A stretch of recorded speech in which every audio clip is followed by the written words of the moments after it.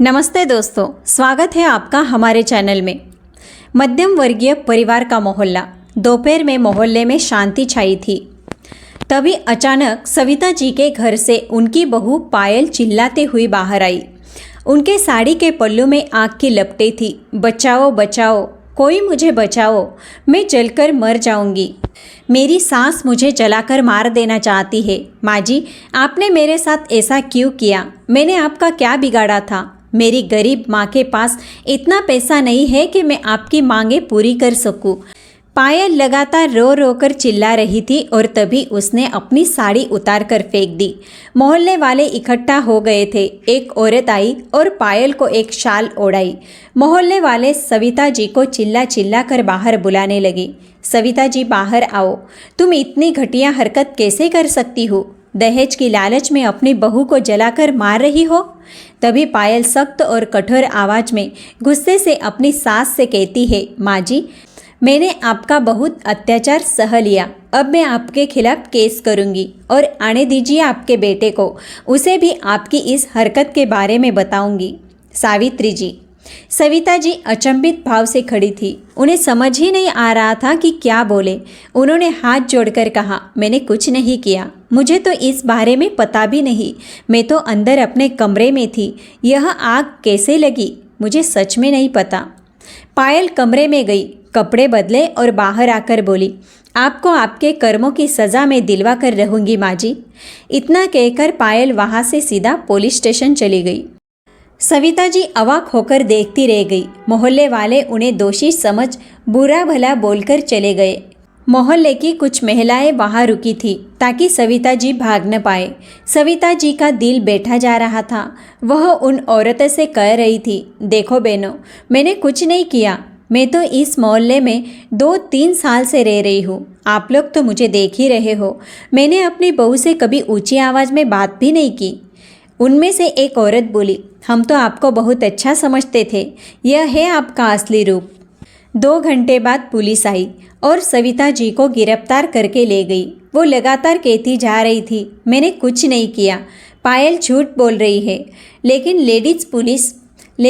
Ladies police officer ने उन्हें 2-3 थप्पड़ लगाए और कहा, दहेज की लालची बुढ़िया अपनी बहू को दहेज के लिए जलाकर मारना चाहती है। देख, तुझे कितनी बुरी सज़ा दिलवाते हैं हम लोग। पुलिस वालों ने ले जाकर सविता जी को लॉकअप में बंद कर दिया। शाम को सोहम घर आया। पायल ने रो रो कर सोहम को सारी बातें बताई। सोहम को विश्वास ही नहीं हो रहा था कि उसकी माँ ऐसा कर सकती है। उसने पायल को समझाते हुए कहा, देखो पायल, माँ कभी ऐसा नहीं कर सकती। माँ ने बचपन से मुझे अकेले पाला है। मैं माँ को बहुत अच्छे से जानता हूँ। माँ पैसों की लालची कभी नहीं हो सकती। ज़रूर कुछ और बात है। मैं माँ से मिलने जा रहा हूँ। पायल सोहम को समझाती है, लेकिन सोहम ने उसकी एक बात न सुनी। वो सीधा माँ से मिलने पहुँचा। सविता जी लॉकअप के अंदर दीवार से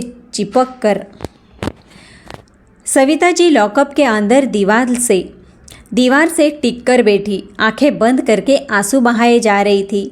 उसके साथ और भी कैदी बंद थे जो उन्हें कोस रहे थे। देख रही है, इसके मरने का समय आ गया, पर लालची बुढ़िया का लालच नहीं गया।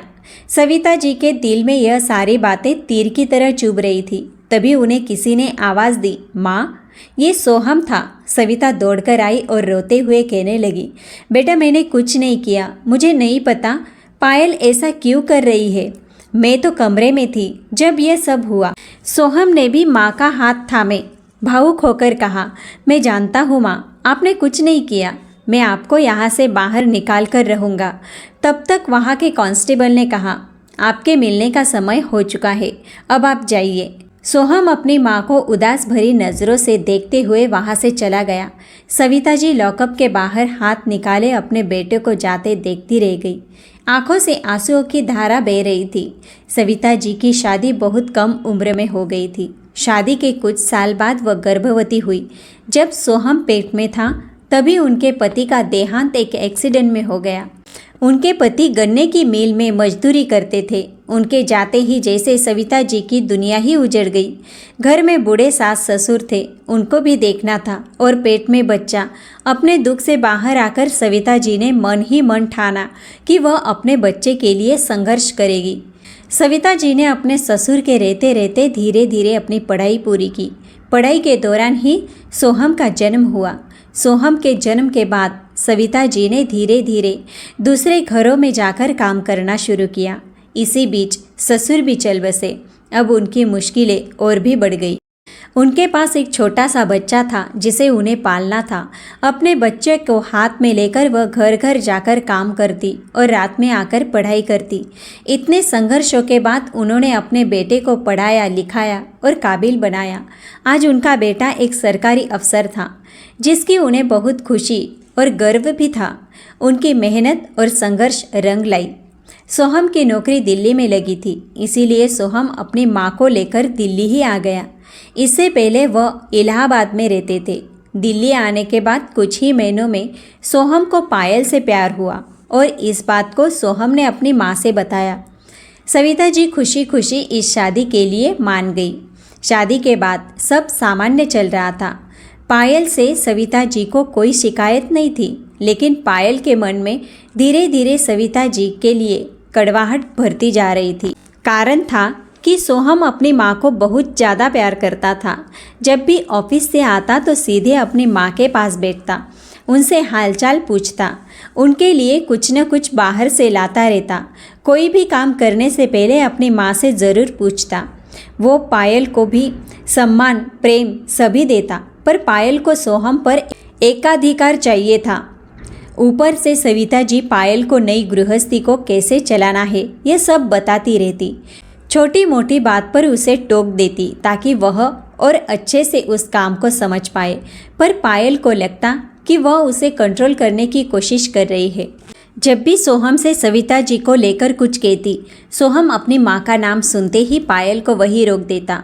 सोहम कहता, देखो पायल, मैं तुम्हें दुनिया की सारी खुशी देने को तैयार हूँ, लेकिन तुम मेरे और मेरी माँ के बीच आने की बिल्कुल कोशिश मत करना। मेरी माँ मेरे लिए भगवान से बढ़कर है। उन्होंने बहुत ही संघर्ष के साथ मुझे पाला है। पायल मन ही मन कुढ़कर रह जाती। पायल यह सारी बातें अपनी माँ से फ़ोन पर बताती रहती। उसकी माँ अक्सर उसके कान भरती और कहती, इस बुढ़िया से पीछा तुम क्यों नहीं छुड़ा लेती? तुम लोग कहीं बाहर चले जाओ या अपनी सास को किसी वृद्धाश्रम में छोड़ दो। पायल रूठे हुए आवाज़ में जवाब देती, हाँ माँ, मैं तो छोड़ दूँ, लेकिन तुम्हारे दामाद ही तो तैयार नहीं होते। एक दिन मैंने उससे कहा भी था कि माँ दिन भर घर में अकेली रहती है, क्यों न उन्हें वृद्धाश्रम छोड़ दिया जाए, लेकिन वह तो मुझ पर ही भड़क गए, हाथ उठाते उठाते रह गए।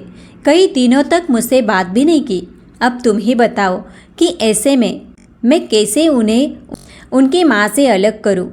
तब पायल की माँ ने उसे यह तरकीब सुझाई। उन्होंने कहा, देख पायल, अगर सोहम अपनी माँ से अलग नहीं हो रहा तो तू सोहम को ही दूर कर दे। पायल आश्चर्य से बोली, तुम कहना क्या चाहती हो? मेरी कुछ समझ में नहीं आ रहा। पायल की माँ ने कहा, देख, हम गरीब हैं, यह बात सच है, और हमने तुझे दहेज में उतने रुपए भी नहीं दिए जितने कि सोहम को मिलने चाहिए थे, क्योंकि सोहम सरकारी नौकरी करता है तो कोई भी उसे मोटा पैसा देने को तैयार था। लेकिन सोहम ने बिना दहेज के ही तुमसे शादी की। अगर तू थोड़ा दिमाग लगाए तो अपनी सास को दहेज के प्रताड़ना के केस में फंसा सकती है। चार दीवारी में क्या होता है यह बाहर वालों को क्या पता। पायल पहले इस बात के लिए मना करती रही, लेकिन कुछ दिनों में मान जाती है और उसके बाद ही वह सारा नाटक रचती है। इधर सविता जी लॉकअप में आंसू बहा रही थी। तभी पायल अपनी माँ के साथ वहाँ आती है और बोलती है, माँ जी, मैंने आपसे कितनी बार कहा कि आप घर लौट जाइए, प्रयागराज चले जाइए या किसी वृद्धाश्रम में चले जाइए, लेकिन हमें अपनी ज़िंदगी जीने दीजिए। लेकिन न आप मानी न आपका बेटा। अब देखिए मैं कैसे आपको आपके बेटे से अलग करती हूँ और आपके आगे की ज़िंदगी नरक बना देती हूँ। सविता जी ने कठोर और आत्मविश्वास भरे शब्दों के साथ पायल को जवाब दिया, पायल, तूने यह बिल्कुल अच्छा नहीं किया है। मैं तो तुझे अपनी बेटी मान रही थी, लेकिन तुमने मुझे दहेज के झूठे केस में फंसाया। अब तू देखना, ये तेरी जिंदगी की सबसे बड़ी गलती साबित होगी।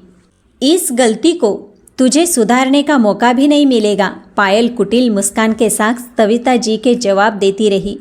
देखते हैं माँ जी क्या होता है। वैसे भी मेरा केस बहुत स्ट्रांग है। मोहल्ले वालों ने भी देखा है मुझे जलते हुए, और घर में आपके अलावा कोई और नहीं था। सुना है कोई वकील आपका केस लेने को भी तैयार नहीं हो रहा।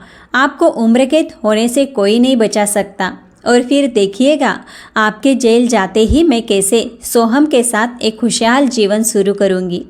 सविता जी ने भी उसी भाषा में उसे जवाब दिया। पायल, वह तो समय ही बताएगा। सच परेशान हो सकता है, लेकिन कभी पराजित नहीं होता। यह बात तुम्हें भी समझ जानी चाहिए। पायल वहाँ से मुस्कुराते हुए चली जाती है, लेकिन सविता जी मन ही मन संकल्प लेती है कि पायल का सच दुनिया के सामने लाकर रहेगी। इधर साहिल वकील की खोज में जुट जाता है। वो कई वकीलों से मिलता है, लेकिन कोई भी वकील इस केस को लड़ने के लिए नहीं मानता। सबका एक ही जवाब होता है, आपका केस बहुत वीक है। ऐसे केस में ससुराल पक्ष का जीतना लगभग नामुमकिन होता है।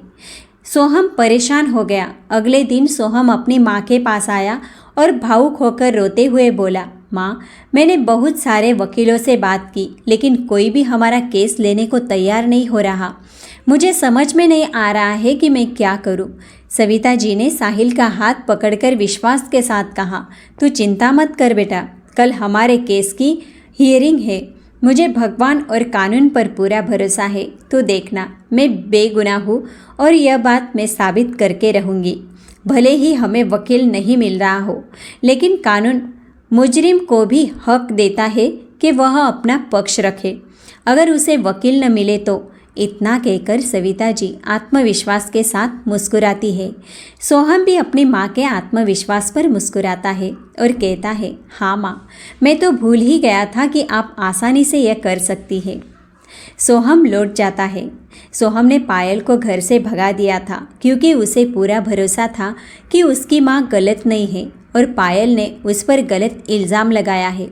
पायल उसी शहर में अपने मायके आ जाती है। पायल ने एक अच्छा सा वकील राजवीर हायर किया था अपने केस के लिए, लेकिन सविता जी के केस के लिए अभी तक कोई वकील नहीं मिला था। जज ने सविता जी से पूछा, क्या आपके केस के लिए कोई वकील नहीं है? सविता जी ने बहुत ही सहजता से जवाब दिया, योर ऑनर, वकीलों को लगता है कि मेरा केस इतना कमज़ोर है कि इस केस को कोई जीत ही नहीं सकता, इसीलिए मुझे वकील नहीं मिला। मैं आपसे गुजारिश करती हूँ कि मुझे अपना केस खुद लड़ने दिया जाए। इस बात का अधिकार मुझे कानून देता है। पायल ने व्यंग्यात्मक मुस्कान के साथ अपनी माँ से धीरे से कहा, अब ये बुढ़िया अपना केस लड़ेगी। कुछ पता भी है इसे, अब इसे भगवान भी नहीं बचा सकता। इतना कहकर दोनों माँ बेटी धीरे से मुस्कुराने लगी। पायल का वकील राजवीर अपनी दलील पेश करते हैं। वो कहते हैं, योर ऑनर, 25 तारीख की दोपहर में सविता जी ने मेरी क्लाइंट पायल पर पेट्रोल डालकर आग लगाने की कोशिश की। जब वह रसोई में काम कर रही थी, उन्होंने पीछे से उनके ऊपर पेट्रोल डाला और आग लगा दी। वो तो किस्मत अच्छी थी कि आग पायल के पूरे शरीर पर नहीं लग पाई और सिर्फ साड़ी पर लगी। वो भागकर बाहर गई और मोहल्ले वालों ने उसे बचा लिया, वरना उस दिन शायद मेरी क्लाइंट बच भी नहीं पाती। और इस बात की गवाही के लिए मैं मोहल्ले के कुछ लोगों को इस अदालत में पेश करना चाहता हूँ। जज ने पायल के वकील को इजाज़त दी। एक एक करके मोहल्ले के 4 से 5 लोग आए और सब एक ही गवाही दिए जा रहे थे। जज साहब, उस दिन दोपहर में पायल अचानक अपने घर से आग की लपटों के साथ बाहर आई। उसके साड़ी पर आग लगी थी और वह बार बार मदद के लिए चिल्ला रही थी और कह रही थी कि उनकी सास ने उन्हें दहेज के लिए मारने की कोशिश की। हम लोगों ने उसकी जान बचाई। अदालत में बैठे सभी लोग सविता जी को नफरत की नज़रों से देखने लगे। सब आपस में बातें बनाने लगे। कितनी दुष्ट औरत है, शक्ल से तो देखो कितनी मासूम बन रही है, लग रहा है कि कितनी दुखियारी है, और देखो कितना घिनौना काम कर दिया। पायल के वकील ने पायल को कटघरे में बुलाने की इजाज़त मांगी। पायल आंखों में आंसू लिए जाकर कटघरे में खड़ी हुई। पायल के वकील ने पूछा, पायल जी, क्या आप बता सकती हैं कि उस दिन आपके साथ क्या हुआ? पायल आंखों में आंसू लिए अपना पल्लू सर पर रखकर रोते हुए सारी बातें बताने लगी।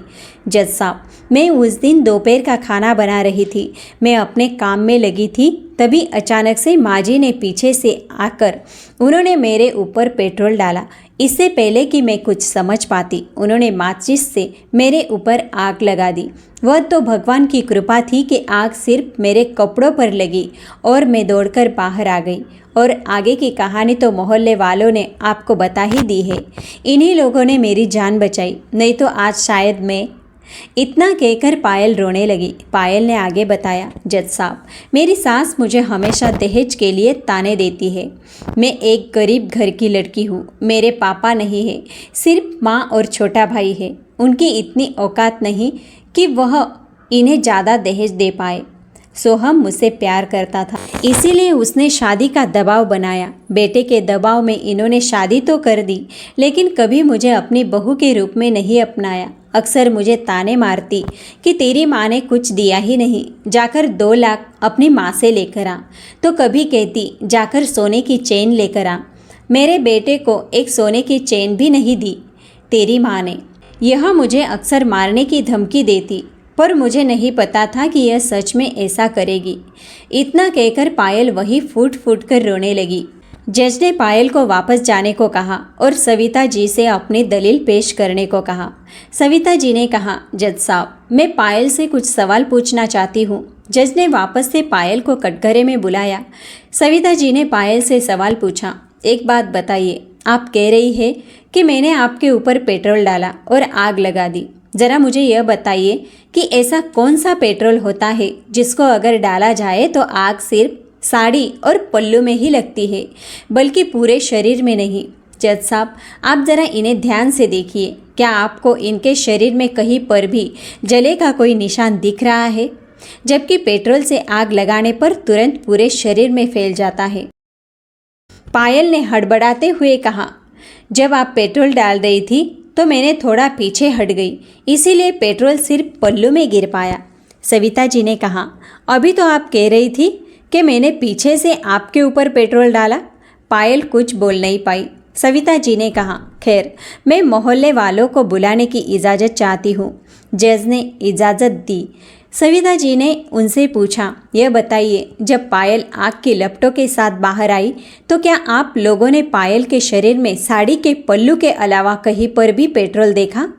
क्या पायल के बाल पेट्रोल से गीले दिख रहे थे? पायल का शरीर कहीं से भी जलता हुआ दिख रहा था? मोहल्ले वालों ने कहा, नहीं, शरीर तो हमें कहीं से भी गीला और जला नहीं दिख रहा था। आग सिर्फ पल्लू में ही लगी थी।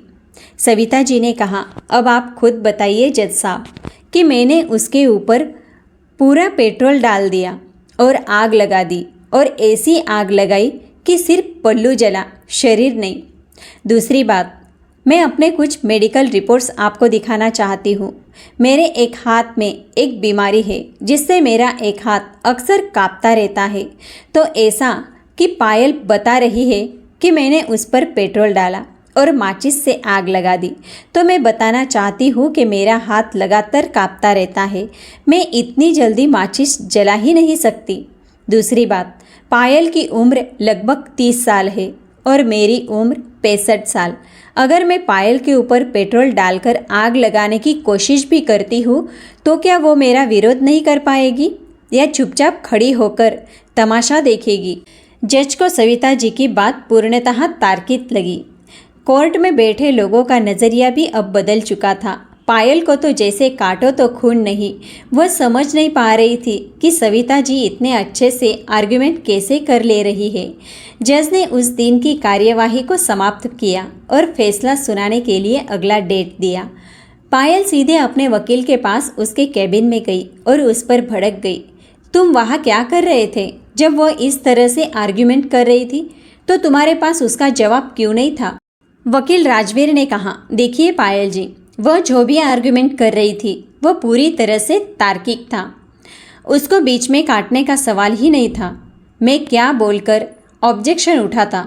और दूसरी बात, कि सविता जी इतने सदे हुए वकील की तरह आर्गुमेंट कैसे कर रही थी। एक साधारण 65 साल की महिला इतना दिमाग नहीं लगा सकती। वह जिस तरीके से अपने केस की तैयारी करके आई थी, ऐसा लग रहा था कि कोई मजा हुआ वकील अपने केस की तैयारी करके आया है। आपने मुझे अपनी सास के बारे में पूरी बात नहीं बताई, पायल ने कहा। मुझे मेरी सास के बारे में जो भी पता था मैंने आपको सब बताया। वो घर में रहती है और सिर्फ घर के काम ही करती है। वकील ने कहा, नहीं, कुछ और बात है। एक बात बताइए, सविता जी का परिवार यहाँ आने से पहले इलाहाबाद में रहता था ना? पायल ने कहा, हाँ, वो 2 साल पहले ही यहाँ आए हैं, सोहम की नौकरी की वजह से। उसके बाद वकील ने इलाहाबाद हाई कोर्ट और डिस्ट्रिक्ट कोर्ट के जितने भी वकील से उसका संपर्क था, सबसे फ़ोन पर पूछताछ की। वो जैसे तैसे बात सुन रहा था। उसके चेहरे के भाव गंभीर और आश्चर्य से भरे थे। पायल अपनी साड़ी के पल्लू का कोना मोड़कर फ़ोन रखने का इंतज़ार कर रही थी। राजवीर ने गुस्से से पायल की तरफ देखा और कहा, आपको अपनी सास के बारे में कुछ नहीं पता। आपकी सास एक जानी मानी वकील रह चुकी है।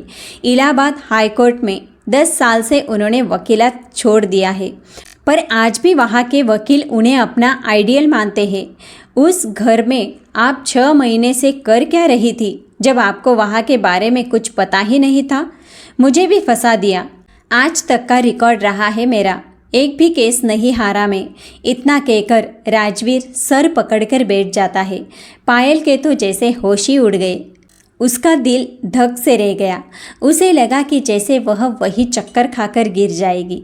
उसने टेबल पकड़ लिया और सोचने लगी कि वह तो अपनी सास को कम पढ़ी लिखी और सिर्फ घर के काम करने वाली औरत समझती थी, और वह तो एक मजी हुई वकील निकली। पायल को लग रहा था कि जैसे उसके हाथ से सब छूटता जा रहा है। इसी चिंता में अगली सुनवाई का दिन आ गया। काफ़ी लंबे समय तक दोनों पक्षों में बहस चली। सविता जी लगातार अपनी बात को बहुत ही अच्छे तरीके से रख रही थी। पायल का वकील भी उनके तर्कों का जवाब देने की कोशिश कर रहा था, पर सविता जी का तजुर्बा हावी हो रहा था। अंत में सविता जी ने कहा, जज साहब, अब मैं आपको आखिरी सबूत दिखाती हूँ, जिससे इस केस का फैसला आज के आज हो जाएगा। उसके बाद सविता जी ने अपना लैपटॉप लिया और जज को उसमें कुछ दिखाया और साथ में कुछ युवा लड़कों को भी अपने साथ अदालत में लेकर आई थी। सविता जी ने कहा, जज साहब, जिस समय पायल कह रही है कि मैंने उस पर आग लगाई, असल में उस समय मैं एक ऑनलाइन क्लास ले रही थी, वह भी लाइव। यह मेरे कुछ स्टूडेंट हैं जो उस वक्त लाइव क्लास में मुझसे जुड़े हुए थे, और मैंने आपको लैपटॉप में लाइव वीडियो भी दिखाई है। अब आप बताइए कि जब उस समय मैं लाइव क्लास ले रही थी, फिर मैं पायल के ऊपर आँख कैसे लगा सकती थी? दरअसल जज साहब, मैं यह बात भूल गई थी कि जिस वक्त यह सब हो रहा था, उस वक्त मैं अपने कमरे में क्लास ले रही थी, और यह आपको सबूत मैंने दिखा दिया है। इसके बाद इस केस में कोई दम नहीं रह गया। पायल उस पर झूठा इल्ज़ाम लगा रही थी। अदालत में बैठा हर कोई सुनने रह गया। पायल को तो जैसे चक्कर आ रहे थे। अभी केस उसके हाथ से जा चुका था, और सिर्फ केस ही नहीं, उसके साथ पूरा जीवन, उसका पति, सब कुछ उसके हाथों से फिसल चुका था। पायल सिर पकड़कर वहीं बैठ गई। जज साहब ने फैसले के लिए अगली डेट दी। अगली डेट में जब सुनवाई हुई तो सविता जी के पक्ष में फैसला हुआ। उन्हें बेगुनाह माना गया। सविता जी ने कहा, जज साहब, बेगुनाह तो मैं हमेशा थी, लेकिन इस झूठे केस की वजह से मुझे कितने दिन जेल में बिताने पड़े। समाज में मेरी इज्जत उछाली गई, वह अलग, और जिसने मुझ पर झूठा केस किया वो चुपचाप यहाँ से चला जाएगा, पर मेरा जो अपमान हुआ उसकी भरपाई कौन करेगा? जज के पास सविता जी के इन सवालों का कोई जवाब नहीं था। उस दिन पूरे कोर्ट ने सविता जी के लिए खड़े होकर तालियां बजाई। पायल वही बैठी आंसू बहा रही थी। सोहम दौड़कर अपनी माँ के पास आया और गले लग गया। उसने खुशी से कहा, माँ, आपने तो कमाल कर दिया। मैंने सोचा था कि 10 साल बाद आप पता नहीं कैसे लड़ेंगी। सविता जी ने सोहम का हाथ थामते हुए कहा, बेटा, लड़ाई तो मैंने ज़िंदगी भर की है और हर लड़ाई में जीत चुकी हूँ, चाहे वह ज़िंदगी की लड़ाई हो या झूठ के खिलाफ। तब तक पायल वहाँ आ गई और सविता जी के पैर पकड़कर गिड़गिड़ाने लगे। माँ जी मुझे माफ़ कर दीजिए, मुझसे बहुत बड़ी गलती हो गई। मेरी माँ ने मुझे आपके खिलाफ बहका दिया था। मैं सोहम के साथ एक अलग दुनिया बसाना चाहती थी, लेकिन मैं यह भूल गई थी कि सोहम की दुनिया आपके बिना है ही नहीं। मुझे एक और मौका दीजिए, मैं दोबारा कभी शिकायत का मौका नहीं दूंगी। सविता जी पीछे हट गई। उन्होंने कहा, तुम्हें ज़िंदगी मेरे साथ नहीं सोहम के साथ बितानी है। मुझे इस बात से कोई फ़र्क नहीं पड़ता कि तुमने मेरे साथ क्या किया। अगर सोहम तुम्हें अपना सकता है तो ठीक है, उसके लिए तुम्हें सोहम की इजाज़त चाहिए, मेरी नहीं। इससे पहले कि पायल सोहम से कुछ कहती, सोहम ने पायल को 2 टूक जवाब दिया। तुम मुझसे उम्मीद भी मत करना कि मैं तुम्हें वापस अपनी ज़िंदगी में लाऊंगा। तुमने मेरी माँ पर इतना घिनौना इल्ज़ाम लगाया। झूठा दहेज केस, एक केस तुमने किया दहेज के लिए, अब एक केस मैं करूँगा तुम्हारे ऊपर तलाक के लिए। इतना कहकर सोहम अपनी माँ को लेकर जाने लगा। पायल वही कचहरी में खड़ी आंसू बहाती रह गई। दोस्तों, क्या सोहम ने पायल के साथ किया वो सही था? आप इस कहानी के बारे में क्या सोचते हैं, हमें कमेंट में ज़रूर से लिखिएगा। दोस्तों, अगर कहानी अच्छी लगती है तो लाइक और सब्सक्राइब ज़रूर कीजिएगा। चलिए मिलते हैं अगले वीडियो में।